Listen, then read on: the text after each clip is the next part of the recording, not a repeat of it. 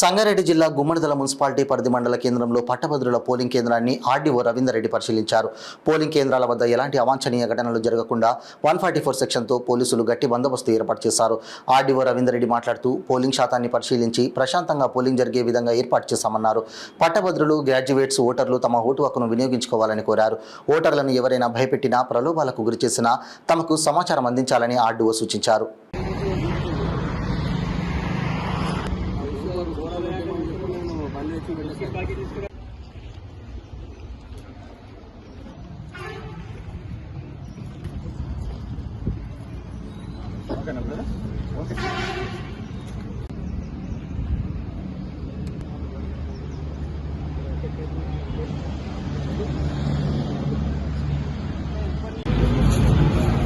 RTR 1951, 171, F and G,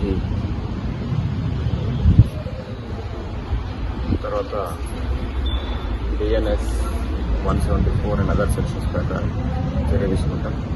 కానీ వాతావరణం చాలా సజావుగా జరుగుతున్నది. ఎవరు కూడా పడాల్సిన పని లేదు.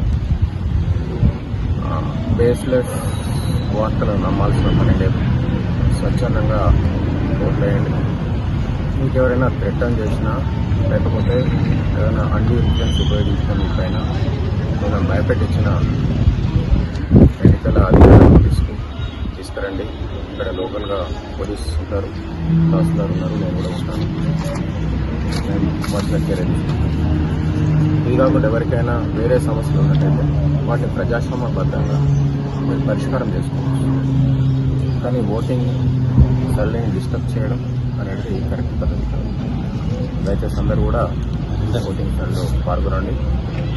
ఇప్పటికే టీచర్స్ దాదాపు 90% అయిపోయింది. గ్రాడ్యుయేట్స్ కూడా నిమ్మలంగా వస్తున్నారు. ఇంకా టైం ఉంది 4 o'clock వరకు. అప్పటి వరకు కూడా మేము అన్ని రకాలుగా చర్యలు తీసుకుంటాం. Thank you very much. సంబంధించి సంగారెడ్డి డివిజన్లో మొత్తం 30 పోలింగ్ స్టేషన్స్ ఉన్నాయి. అందులో 20 గ్రాడ్యుయేట్స్, 11 టీచర్స్ కాన్ఫరెన్స్ సంబంధించి అన్ని పిఎస్లో కూడా ప్రశాంతంగా ఓటింగ్ సర్వే కొనసాగుతుంది. 10 o'clock వరకు దాదాపు 15% జరిగింది. టీచర్స్లో 15% జరిగింది, గ్రాడ్యుయేట్స్లో 8% జరిగింది. 10 తర్వాత ఇంకా ఎక్కువ వేగవంతం అవుతుంది.